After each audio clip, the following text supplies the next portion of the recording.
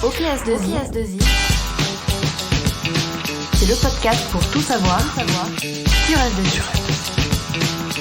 Salut à tous, je m'appelle Sylvain et vous écoutez OK S2I, le podcast pour tout savoir sur S2I. Collaborateurs en mission ou sur site, futurs salariés du groupe ou un de nos clients, ou bien même que vous nous écoutiez parce que vous nous avez vus sur LinkedIn et sur les autres réseaux sociaux, vous allez en apprendre plus sur S2I et c'est la promesse de ce podcast. À chaque épisode, on répondra à une question sur un sujet précis avec à chaque fois le ou les intervenants qui nous apporteront leur regard d'expert.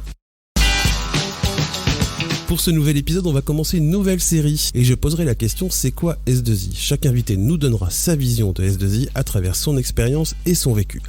Pour ce premier c'est quoi S2I de la saison, je reçois Charles-Édouard Decaux, directeur adjoint de S2I Île-de-France. Bonjour Charles-Édouard. Bonjour Sylvain. Prêt à nous dire ce qu'est S2I pour toi ? Tout à fait. Charles-Édouard, avant de commencer de parler d'S2I, je peux dire que tu as 12 ans d'ancienneté dans la société. C'est ça. Tu as commencé par être responsable de département avant de créer et diriger la business unit ETR, énergie, transport, retail, pour ceux qui veulent savoir, pendant 7 ans. Ouais. Avant de rejoindre la direction de l'agence en tant que directeur adjoint depuis 2018 aux côtés d'Olivier Journel. C'est exactement ça, t'es bien renseigné. Alors on va commencer avec une question très frontale, Charles-Édouard. C'est quoi S2I pour toi ? C'est quoi S2I ? Tu viens de le dire, ça fait un certain temps que je suis dans l'entreprise. Un petit peu. Et je peux te dire que le sujet est vaste. T'as combien de temps ? J'ai tout le temps que tu veux. Alors, S2I, bon, acronyme de Société pour l'informatique industrielle. Donc ce positionnement en intervention dans le secteur de l'industrie reste bien entendu une réalité. C'est l'histoire, mais c'est aussi une réalité. Ouais. Mais ce n'est plus une exhaustivité. Et justement, quand tu parlais d'histoire, si tu veux, je vais te faire écouter Bernard Huvet, le fondateur et créateur d'S2I, toujours actionnaire majoritaire de la société, qui va nous parler un petit peu de comment il a créé la société. C'était à l'occasion d'une vidéo qui a été diffusée aux salariés pour les 40 ans de la société. Je me rappelle très bien. Allez, on écoute.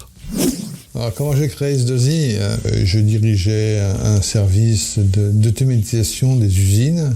Et puis, c'était une grosse société avec des processus de décision un peu lourds. Je passais plus de temps à aller de réunion en réunion, de management en management. Et puis, j'en ai eu un peu ras-le-bol. Et puis, je voulais m'émanciper. C'était le début de l'auto-entrepreneur. J'ai créé la société avec pour seul salarié moi-même. En fait, les choses se sont déroulées petit à petit. Pendant la première année, en 79, j'étais tout seul. On a fait des choses sympas, on a développé une société, et puis après, je suis parti à la retraite et j'ai mis en place une équipe pour me remplacer, et puis l'aventure continue. Je suis content de l'histoire. Ça fait 40 ans maintenant que l'histoire se poursuit, donc bravo à tous ces dirigeants. Une réaction, Charles ? C'est quoi S2I ? C'est un peu l'héritage de tout ça. On va justement parler d'S2I aujourd'hui. Ça représente quoi pour toi ? On l'a entendu, S2I, c'est aujourd'hui toujours un groupe en évolution qui offre d'un côté des expertises en services numériques et de l'autre en ingénierie. S2I, c'est tout ça. Et bien entendu, je vais mettre du cloud, je vais mettre de la cybersécurité associée à toute cette chaîne de valeur. Donc tu vois, toutes ces compétences vont permettre le développement de nouveaux usages, de nouveaux services qui vont permettre à nos clients de garder leur leadership en développant de nouveaux services ou de travailler fortement sur l'optimisation de leur efficience opérationnelle. Donc on va travailler sur ces deux volets, internes et externes, pour nos clients, à travers la chaîne de valeur évoquée. Toutes ces compétences sont véritablement en résonance des besoins de nos clients et ça porte notre croissance. Et bien alors justement, moi j'ai envie de te poser une question. On a fait comment ça a marché aussi bien ? Ma conviction, c'est que ça tient déjà sur un premier point qui est la culture. Culture de l'entreprise qui est basée sur un modèle recherchant en permanence l'équilibre entre la satisfaction collaborateur, client et actionnaire. Cela tient également, je pense, à l'ambition de la structure. Faire en sorte que cette ambition soit réaliste, mais qu'elle apporte une dynamique de fond à tous les hommes et femmes que constitue le groupe. Cela tient, on l'a évoqué tout à l'heure, à toutes nos compétences qui sont en résonance par rapport aux attentes du marché et de nos clients. Et ça tient, bien entendu, aux hommes que constitue le groupe. Et aux femmes. Et aux femmes, bien entendu, qui constituent le groupe, qui travaillent au quotidien dans une ambiance de respect, Qui construisent quelque chose. Qui construisent quelque chose, qui ont probablement la conviction que le développement du groupe ne se fait pas à leur détriment, et qu'en résultante, les process ne sont pas supérieurs aux hommes. Autre point, S2I est une société technophile.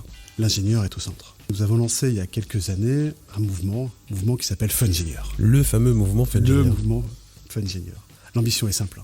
Redonner le sentiment de fierté aux ingénieurs de travailler sur des sujets technologiques. Ça peut paraître évident, mais il faut se rappeler que pendant des années, nos ingénieurs fraîchement diplômés partaient vers tous les métiers, sauf celui pour lequel ils avaient été formés. Or, selon moi, ce qui me semble, lorsqu'il est offert la possibilité de travailler sur des projets qui vont transformer l'existant, l'améliorer, apporter de nouveaux services, quelque part, changer le monde, cela me paraît extrêmement valorisant. Donc l'esprit Fungenieur, c'est être fier de travailler sur des sujets technologiques, proposant les solutions de demain, tout en le faisant avec plaisir et partager avec ses pairs. Aujourd'hui, S2I, c'est aussi valoriser toutes les initiatives et tous les engagements de ses salariés. Tu as raison, c'est aussi un des piliers d'S2I. L'initiative et l'engagement sont probablement deux valeurs très fortes pour le groupe.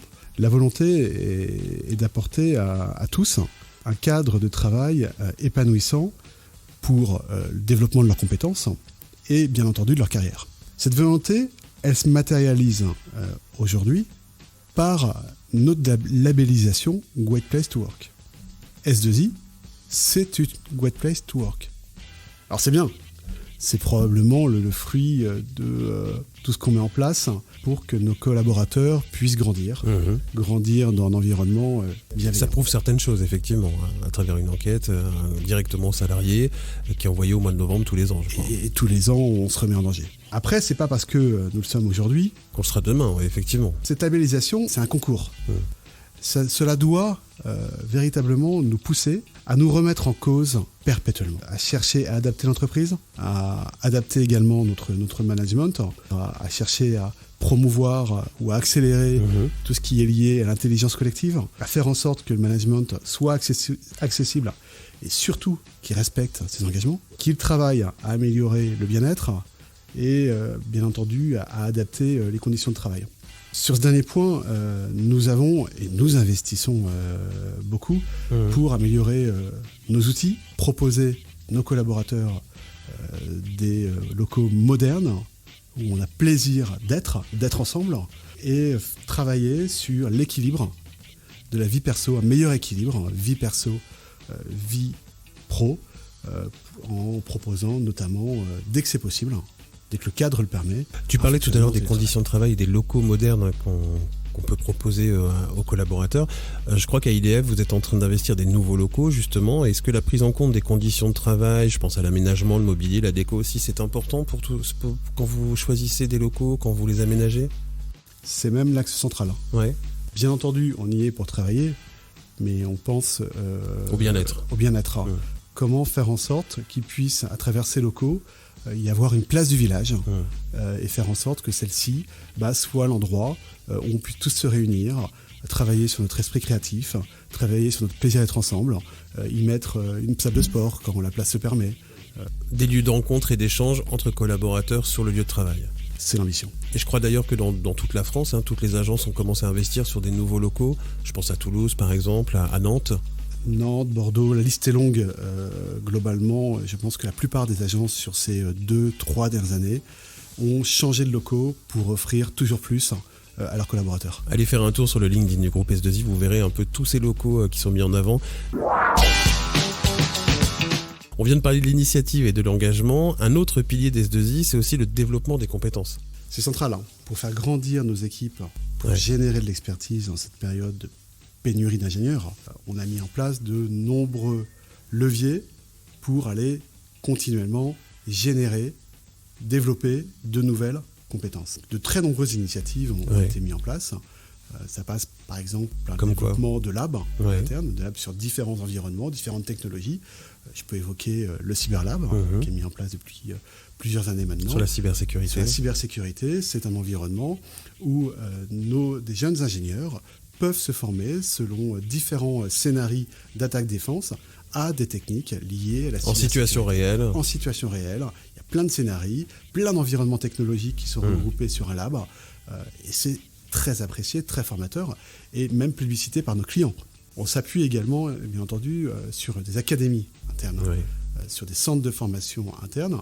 S2I a une société spécifique sur la formation qui s'appelle S2I Learning, mais on a également des académies en interne qui nous permettent d'accompagner nos collaborateurs vers le développement de nouvelles compétences ou le renforcement de compétences déjà acquises. On a également mis en place des speak-up. C'est quoi des speak-up ? Qu'est-ce qu'un speak-up ? C'est un moment de partage où un expert, un sachant, va présenter un retour d'expérience ou une compétence spécifique sur un domaine et le faire partager à tous. Tout à chacun, on peut se connecter et donc ce consultant va présenter à ses pairs son sujet qui le passionne. Donc c'est excessivement valorisant pour lui. Bien sûr. Et puis c'est intéressant pour tous. Enfin, développer les compétences, c'est un axe fort autour des plus jeunes, de l'apprentissage.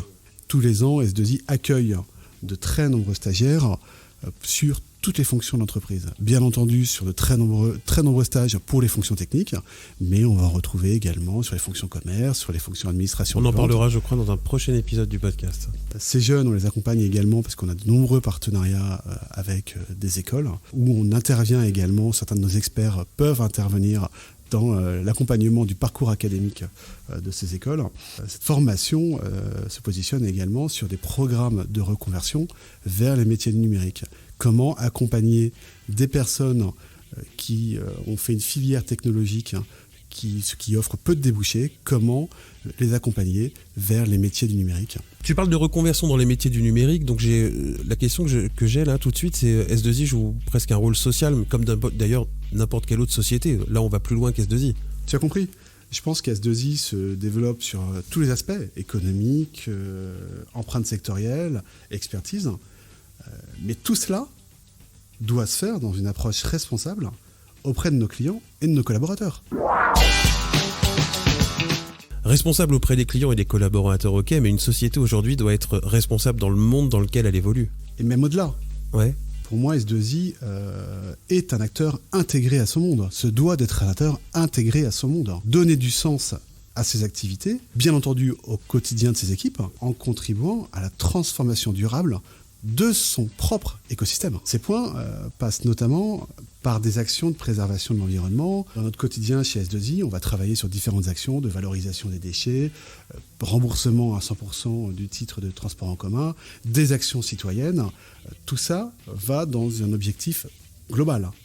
C'est bien entendu, à mon sens, une responsabilité individuelle que nous devons tous porter, mais également collective, portée en premier lieu par les entreprises.